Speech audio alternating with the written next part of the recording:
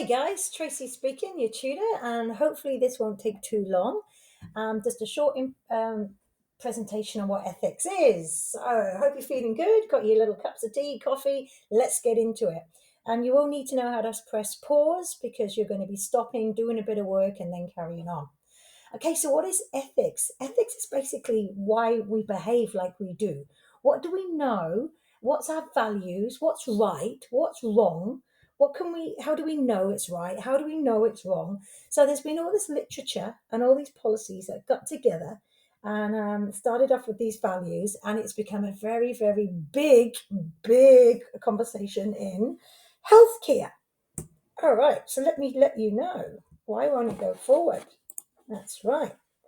So there's going to be certain principles, keywords that you're going to learn.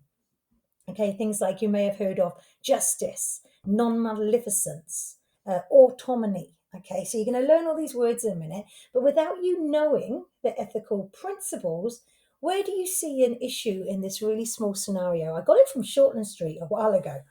So this client kept on coming in into A&E and she was getting a bit of a pain, okay, a pain in the ass she was. She kept on saying she had stomach pain. Now, for the last month or 2 months, they have done every test available, everything they could possibly do, and they couldn't find out from scans, you name it, what was problem with the stomach pain. So the doctor, Chris Warner, decided to try what they call a placebo effect. So he told her they were going to operate on her because they've seen something. So they take her in, they have a pretend operation, but they hardly cut her open. It's the smallest nick ever. And after surgery, when the client's in recovery, goes, yeah, surgery went well, everything came out as it should be. And the client said the pain had gone and she was perfect. Wow. Okay. Number one, what's wrong with that situation? You lied to her big time. It's okay. So completely went against all of the ethical values that we're going to go through. Didn't inform her. She could actually have been worse. Who knows? So yeah, lots of terrible ethical issues, and that is a big dilemma. And what did go on in Shortland Street, well, the other doctor that knew about it couldn't cope with his guilt, and he told her, and oh, what do you know? All the pain came back, and yes, they took him to court. I'm not sure how it went on. Now, this is a real one, not a Shortland Street one. I would love you to copy this link if possible, or write it into Google. The YouTube one above is just a clip from the This Morning show about someone apologising. So what had happened?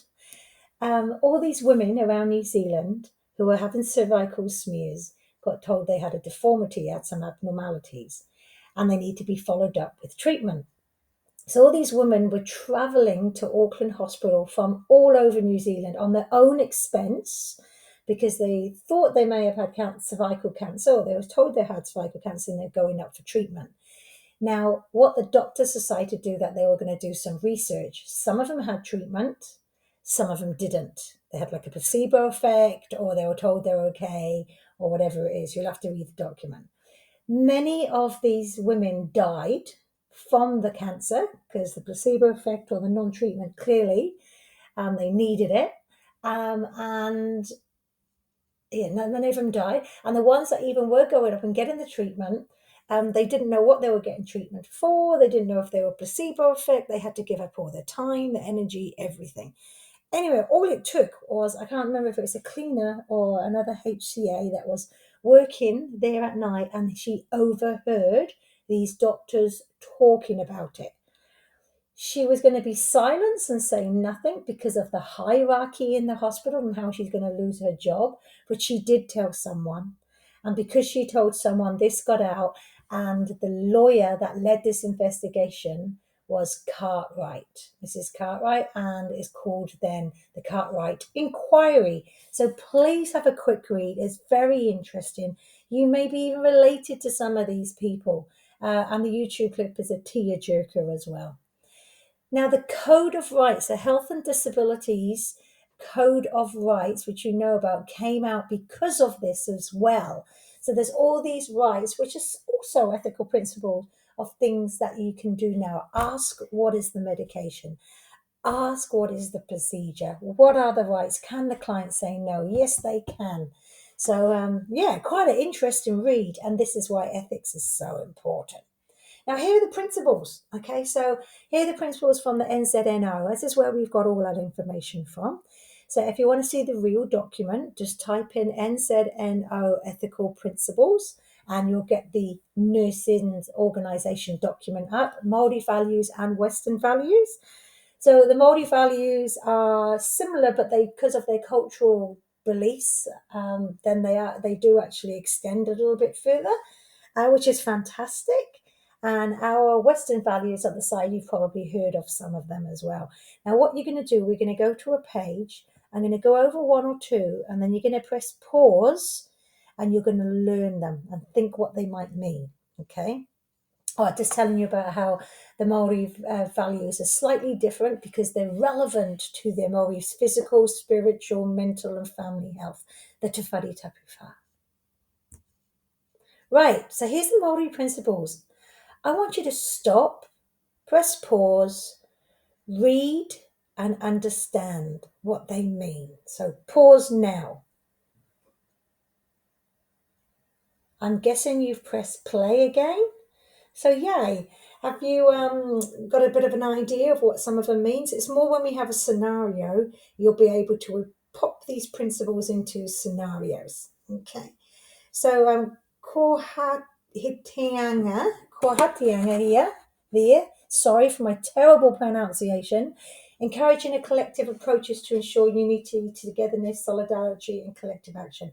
That could be well as involving the family in the client's cares, having the family come in to do the cares because they're not used to seeing the westernized people. Maybe if they're at end of life or they're having treatment, get it into their home and into their community. So that's where that value can come in there as well. So yeah, cool. Next one. Same thing again. You're going to press, oh, how do I get rid of that? You're going to press pause and you're going to read them again. Press pause.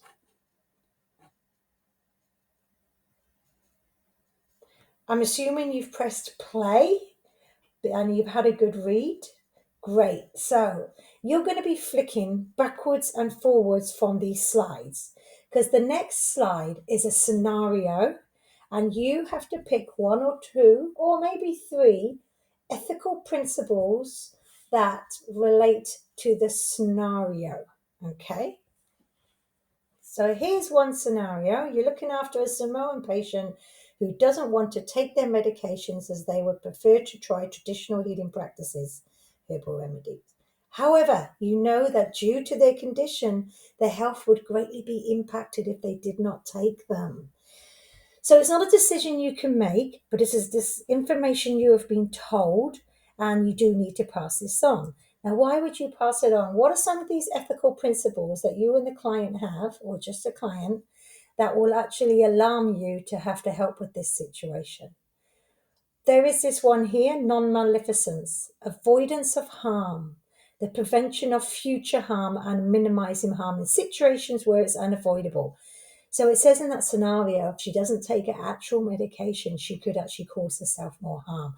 So you need to go off to the RN or the doctors and to speak with them, even though you feel you may be prying into their business, because you want to hold up the ethical principle of non-maleficent. Does that make sense? Now, there's lots more in there as well, okay, that you need to, you could write a link to that particular scenario. So you're going to be, oh, and there's some more also here that you're going to link to that scenario. So you're going to flick backwards and forwards. So you have to open up this PowerPoint on its own without the speak over and get to that page. I hope that makes sense. Okay, press pause. Open up, I hope you've opened up the PowerPoint separately. And you're going backwards and forwards on those scenarios and looking at the answers.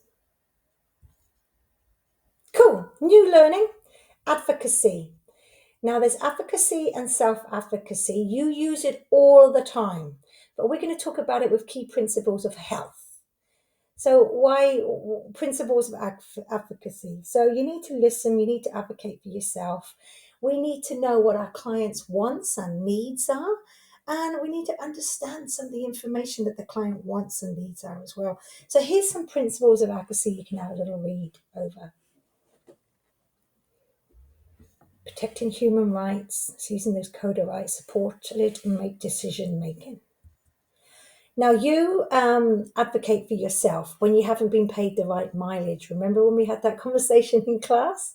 If you thought you were being treated unfairly, that's you speaking up for yourself. So it's standing up for your rights.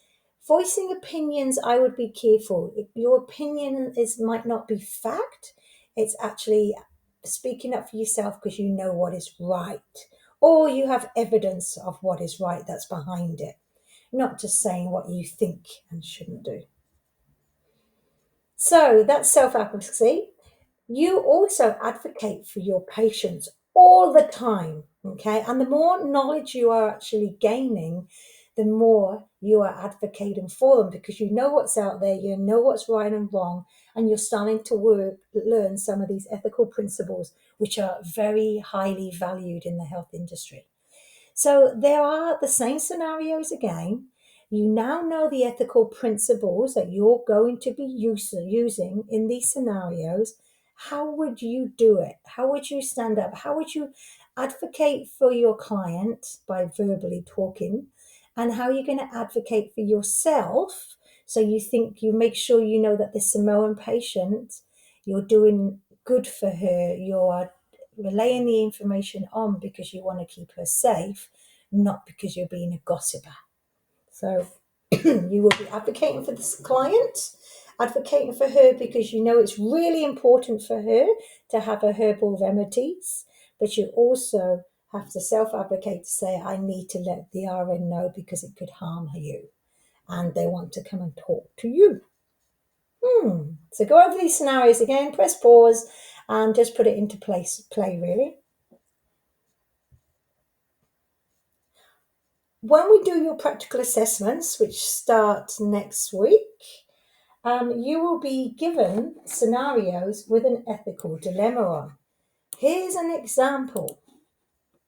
So let me just zoom in. Move out the way, number 4. Let me zoom. Get out of the way. Oh, who cares? Right then.